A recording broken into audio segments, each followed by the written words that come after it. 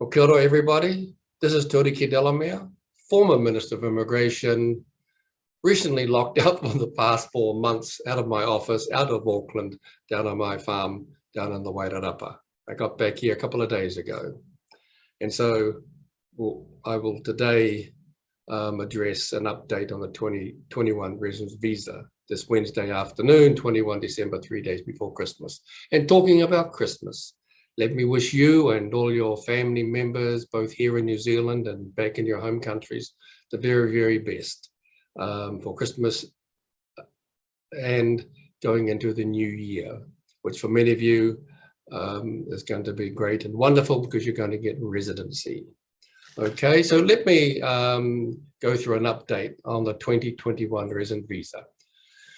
Going back to Thursday, 30 October 2021, Minister Fa'afoi announces the 2021 resident visa policy. He advises that about 165,000 people, principal applicants and their dependents, should be able to gain residency. Incredible for many people, because many of you had no pathway before, but now sometime during 2022 or possibly 2023, you will eventually become residents of New Zealand. And congratulations for that.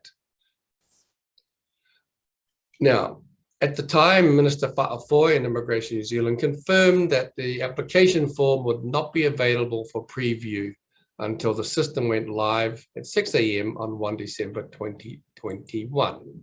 And that was because the system was so complicated and complex that it was not possible to get the system ready until 1 December 2021, and therefore no one could preview the application form.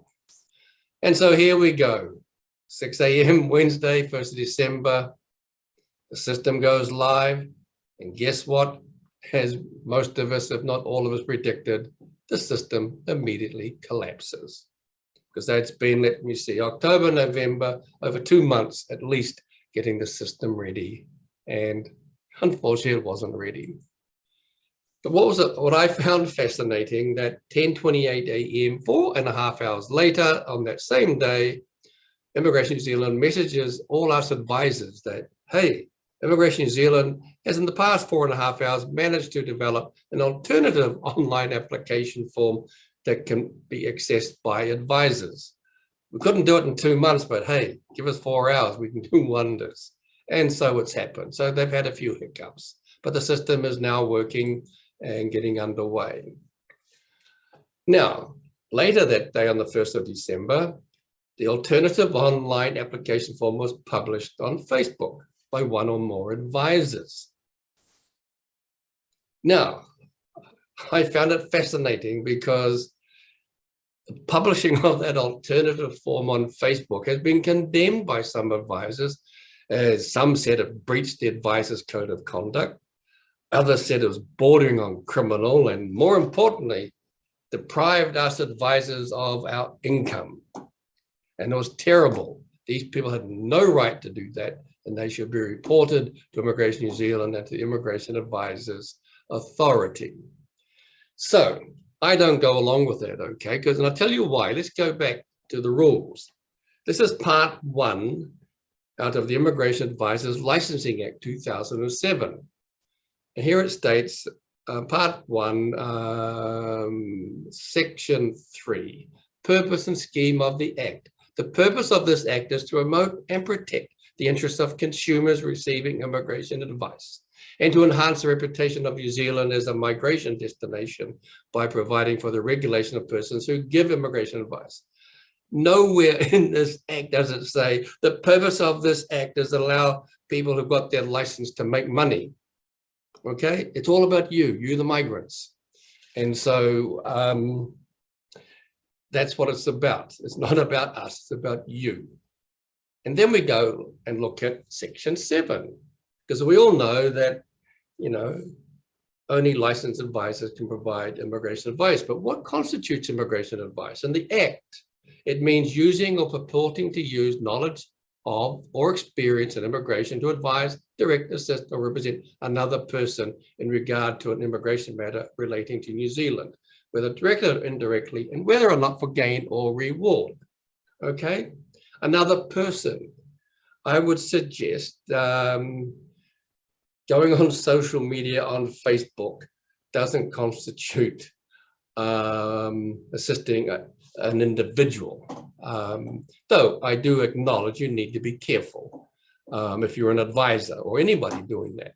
But let's look at that's 7.1a. Let's look at 7.1b. But does not include providing information that is publicly available or that is prepared or made available by the department. And this is the problem for those advisors who are upset that the form was shared.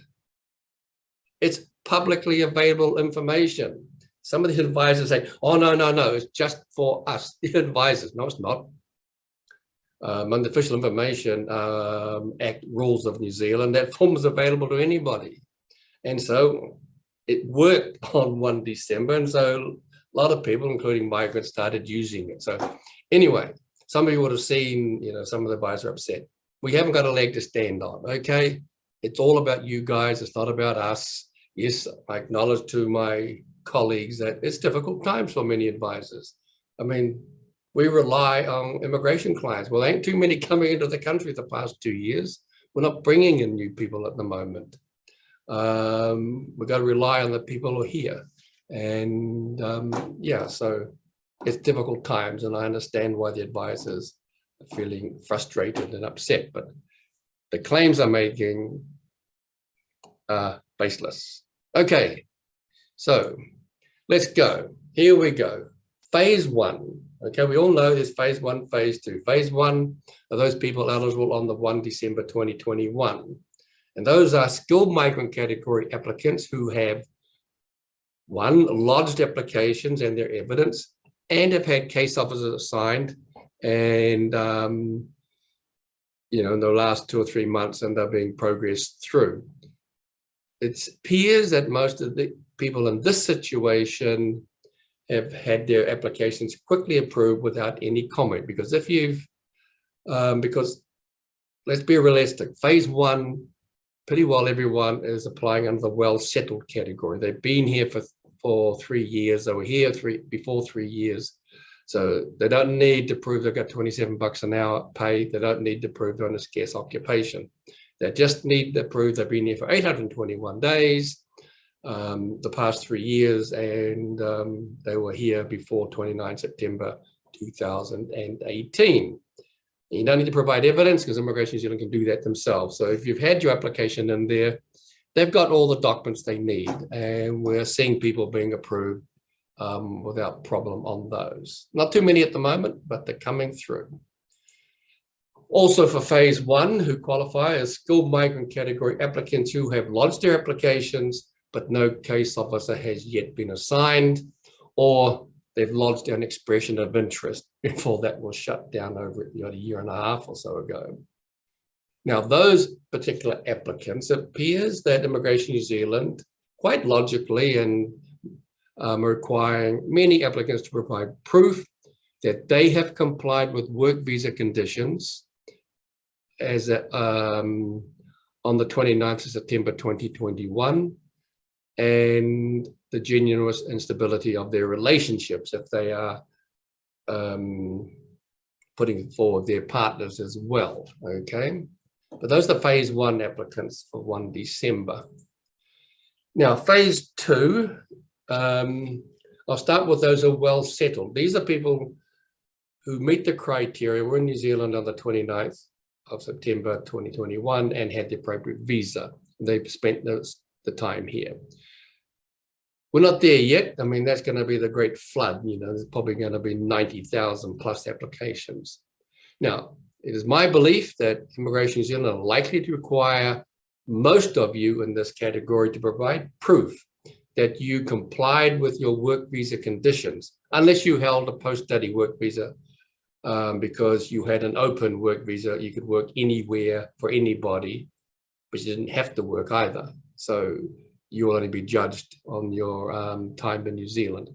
And of course, if you're also including your partner, husband, wife, whether it's de facto or whatever, the genuine instability of your relationship.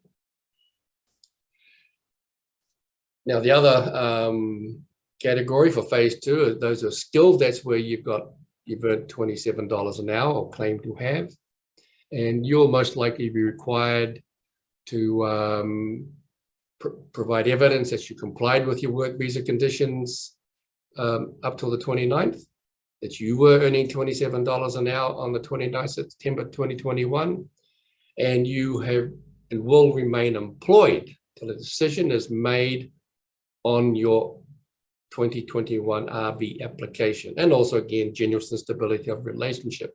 What documents will they require?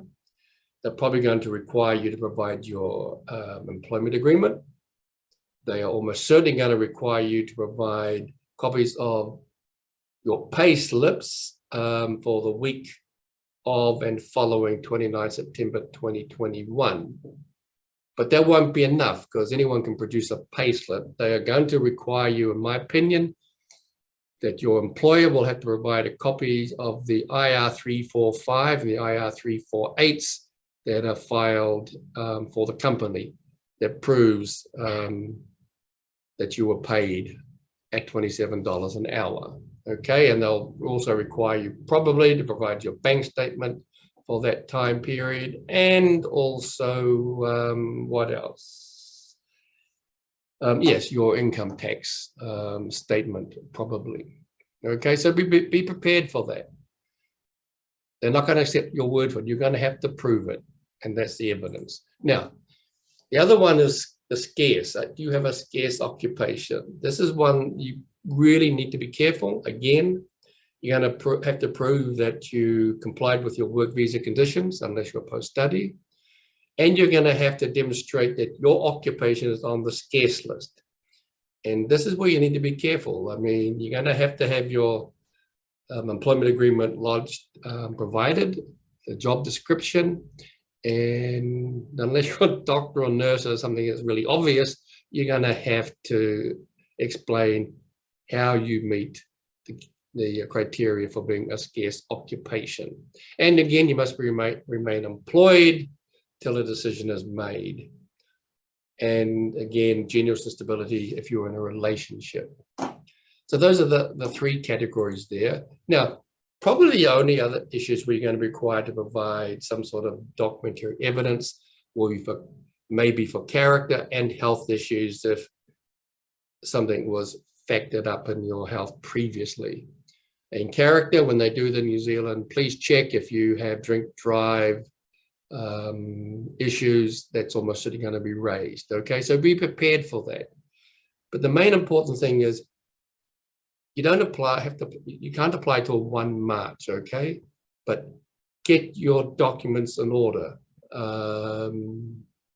Because if you don't have them in order and you fail lodgement, the chances are you might put it in March, but they may not reject it till after July, in August, because they're going to be swamped.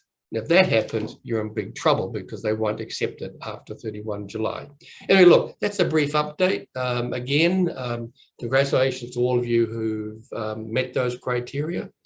And if we can help, I mean, here we are.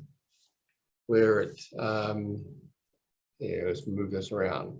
TDA Immigration. We're at 441 Queen Street. That's the corner of Queen Street and K Road. We're next to the Baptist Tabernacle Church. There's our phone number. There's our website. If you have any queries, by all means, feel free to send me an email. So, again, closing, have a great Christmas, have a great New Year. And yeah, look after yourselves. So you'll take care.